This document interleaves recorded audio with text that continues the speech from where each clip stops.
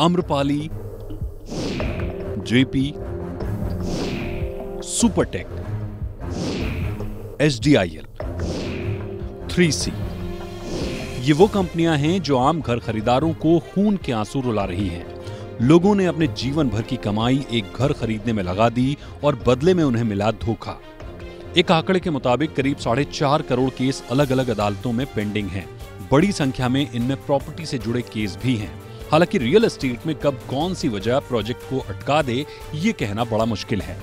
लेकिन घर खरीदते समय कुछ सावधानियां हैं जिनको ध्यान में रखकर हम काफी हद तक मुश्किलों में पड़ने से बच सकते हैं, और वो है घर खरीदते वक्त दस्तावेजों की सही जांच। इसके अंदर 3 चीज़ें होती है। सबसे पहला तो होता है कि वो जो प्रोजेक्ट है जिसमें वो प्रॉपर्टी परचेज कर रहे हैं वो क्या किसी रेगुलेटर के अंदर आती है। दूसरा, वो जो प्लॉट ऑफ लैंड जिस पे वो कंस्ट्रक्शन हो रहा है वो मार्केटेबल है, टाइटल फ्री कैसा है उसका। तीसरा आ जाता है कि जो यूनिट या फ्लैट वो परचेज कर रहा है वो क्या लोकल अथॉरिटी ने अप्रूव किया है। ये 3 चीज़ें बेसिकली देखने की होती है। अब इसमें सबसे पहला आ जाइए कि रेगुलेटर, महाराष्ट्र, गुजरात, इन सब जगहों पे रेरा है। रेरा के अंदर 2-3 एक्सेप्शन होते हैं जिसमें कंस्ट्रक्शन को रजिस्टर्ड नहीं करवाना पड़ता है या प्रोजेक्ट को रजिस्टर्ड नहीं करवाना पड़ता है। जैसे अगर कोई एरिया 500 स्क्वायर मीटर से कम है उसको रजिस्ट्रेशन की ज़रूरत नहीं है। कोई एरिया जिसमें कमेंसमेंट सर्टिफिकेट कंप्लीशन सर्टिफिकेट मिल गया है तो वो उसको रजिस्ट्रेशन की ज़रूरत नहीं है। जो खाली न्यू डेवलपमेंट हो रहा है, न्यू बिल्डिंग नहीं बन रही है, उसको रजिस्ट्रेशन की ज़रूरत नहीं है।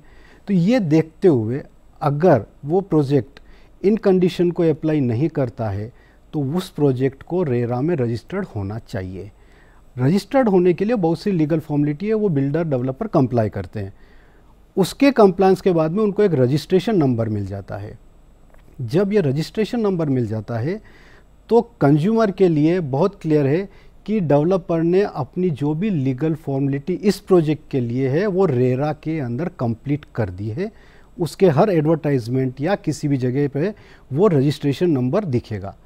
तो पहला तो ये हो गया कि रेगुलेटर कब पिक्चर में आता है। अब आ जाते हैं प्लॉट ऑफ लैंड जिसके ऊपर कंस्ट्रक्शन होगा।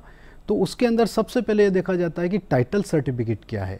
एक एडवोकेट का टाइटल होता है, वो दे गिव्स द सर्टिफिकेट कि ये प्रॉपर्टी के अंदर कहाँ से चेन डॉक्यूमेंट हुआ है और कहाँ पे इसका सही में टाइटल, वेदर डेवलपर को क्लियर टाइटल है या नहीं।